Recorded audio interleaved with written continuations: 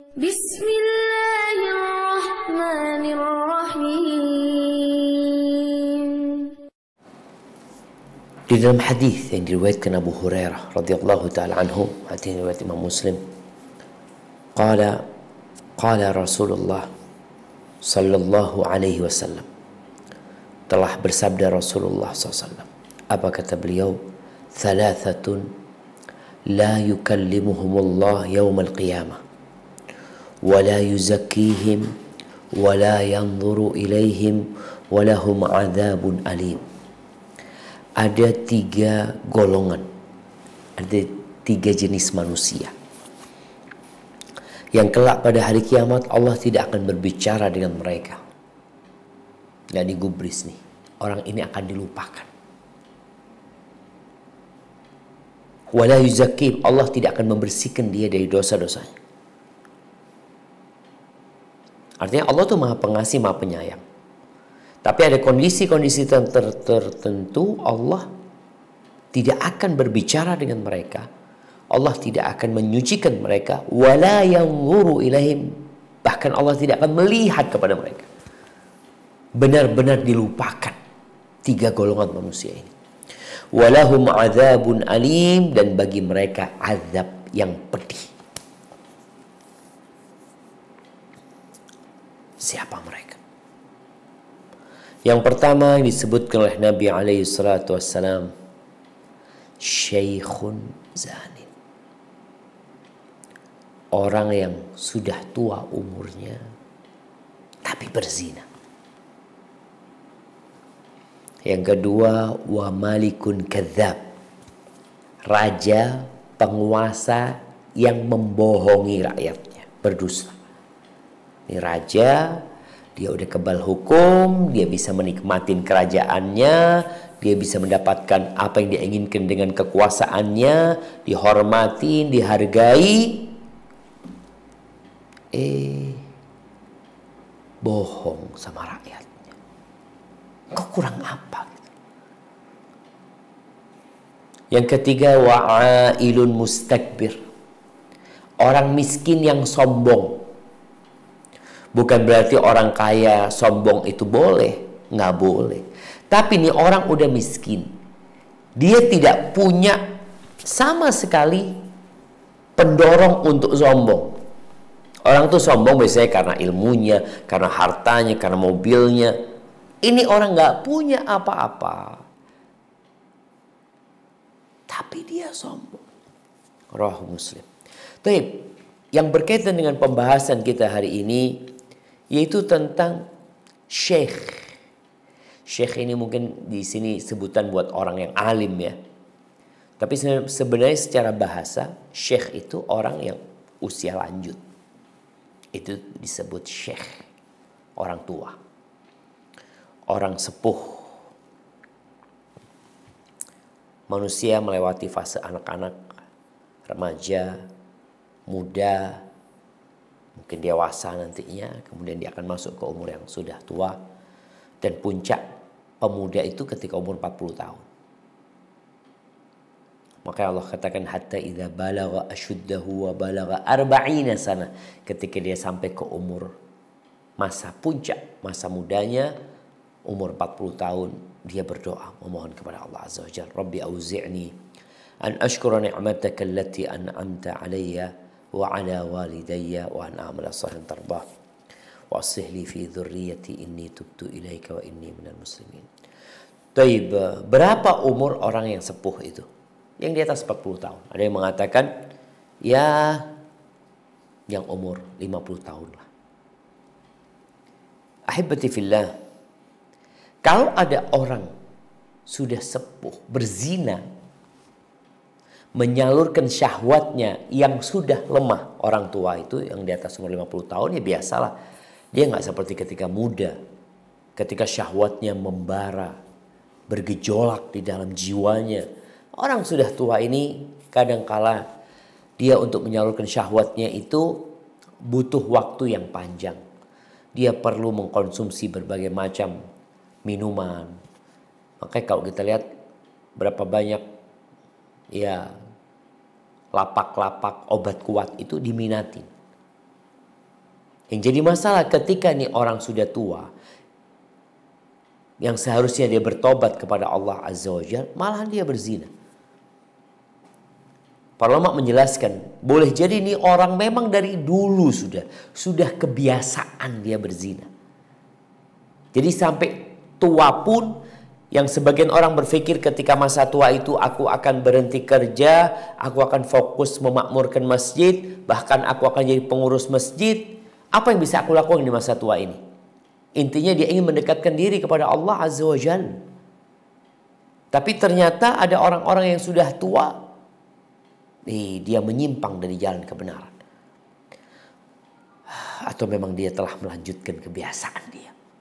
Padahal dulu dia berpikir, nanti saya akan bertobat, saya akan berubah, saya akan berusaha mendekatkan diri kepada Allah Azza wa Jalla. Masa saya akan seperti ini terus Pak Ustadz? Enggak lah, ada keinginan untuk berubah. Tapi kapan kau mau berubah?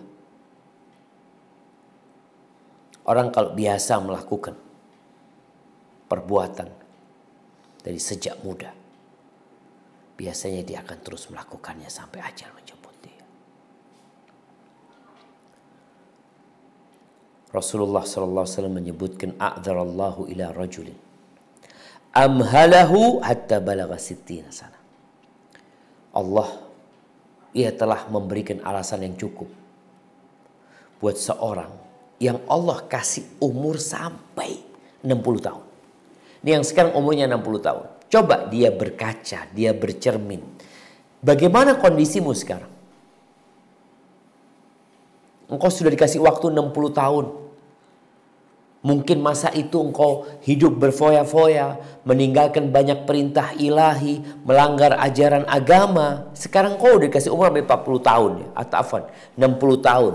Engkau sudah sepuh, udah beruban, udah lemah punggungmu, lututmu juga udah mulai sakit-sakitan. Duduk di bawah kadangkala sulit, gak bisa lama-lama. Jalan pun udah berat.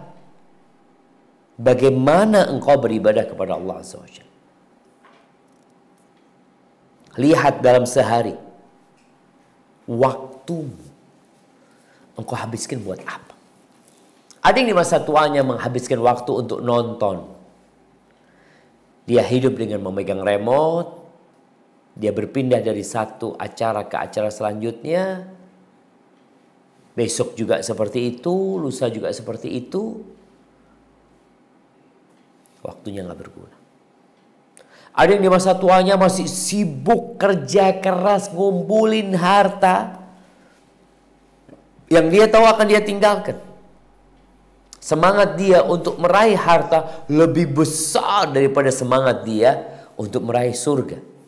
Buktinya apa? Ini orang udah tua nih. Sholat masih telat ya. Ngaji juga enggak. Padahal hidup udah mapan. Tinggal panggil guru ngaji.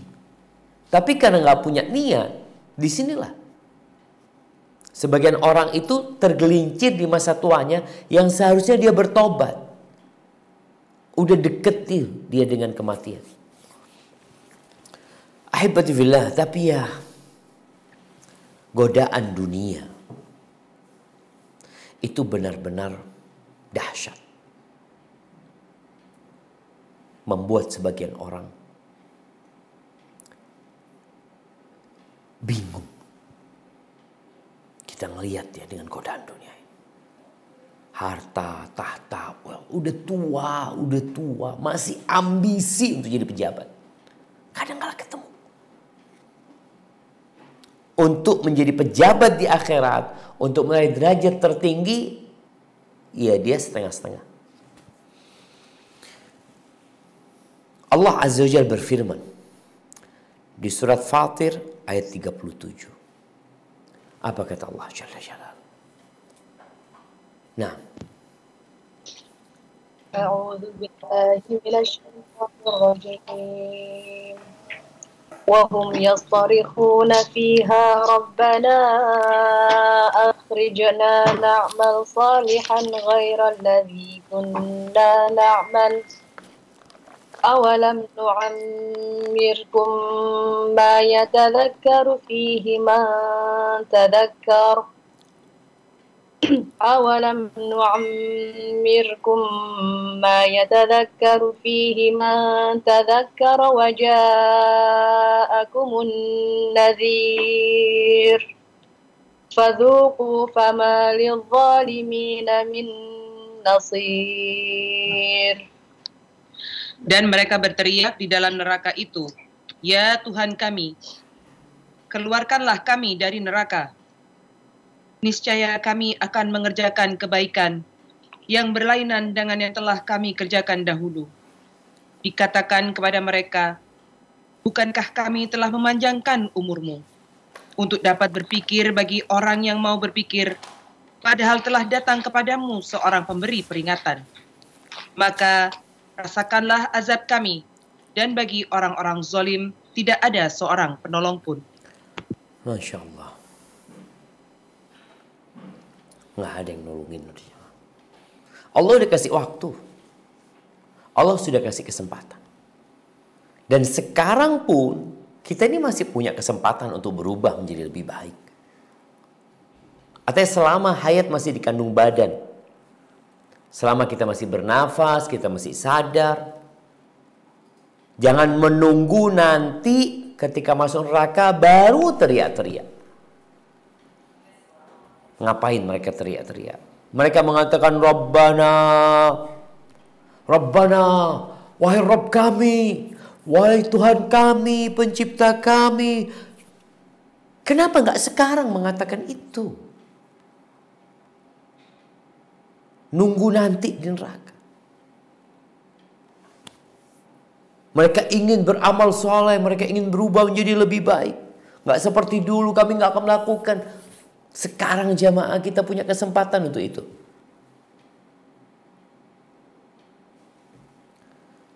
Dan peringatan itu terus datang. Ya, sebagian kita malas ikut kajian.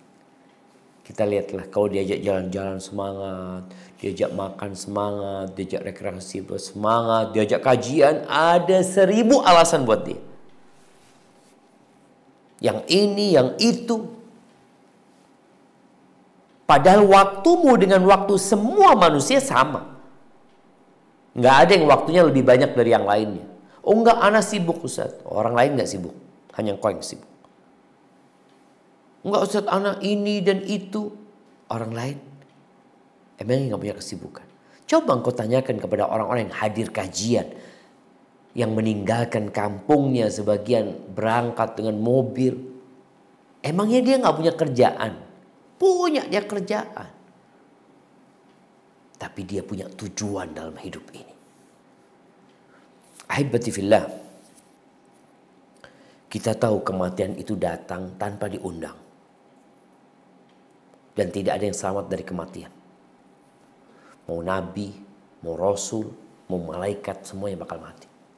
Illallah azza wa jalla.